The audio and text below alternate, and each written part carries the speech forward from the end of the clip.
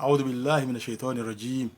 بسم الله الرحمن الرحيم. الحمد لله والصلاة والسلام على رسوله الكريم وعلى آله وأصحابه أجمعين. السلام عليكم ورحمة الله وبركاته.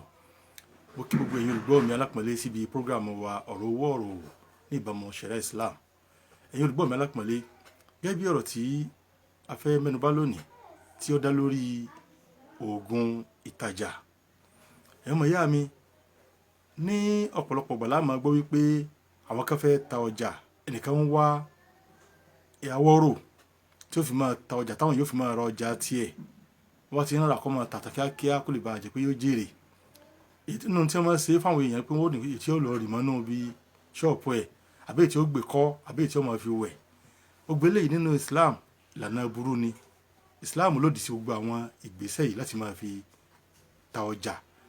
Ọ̀nà tó dáa tí Islam lálẹ̀ fún wa ọmọ ìyá mi, tó jẹ́ pé tí ẹ bá tẹ̀lé bi'idhnillahi ta'ala yóò rí pé dáadáa ó ṣẹlẹ̀ fún ẹni bẹ́ẹ̀.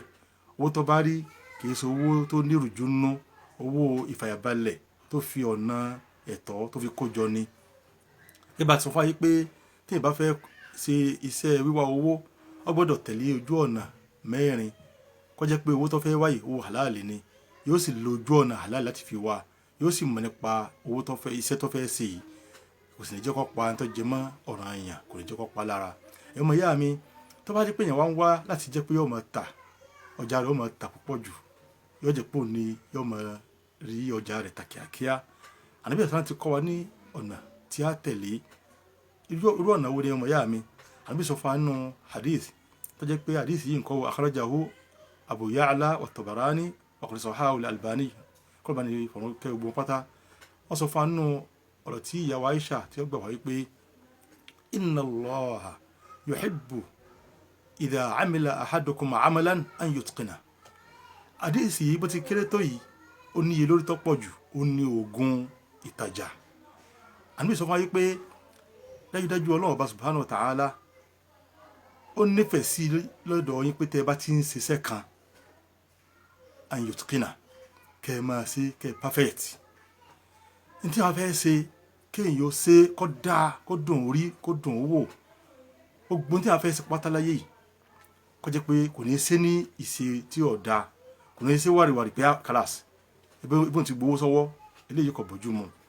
Kó ṣe ní nítorí pé yóò ṣe táwọn èèyàn máa tó, tí wọ́n máa rí tí wọ́n tún máa pé àti fẹ́ ṣe iṣẹ́ míì lọ́dọ̀ rẹ̀.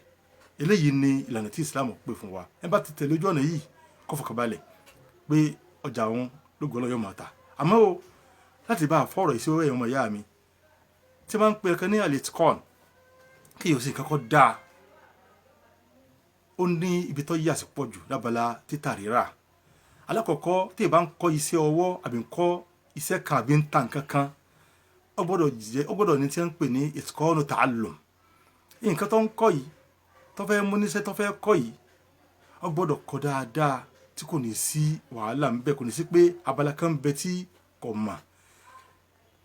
Ẹ mọ̀ ìyá mi, kìí ṣe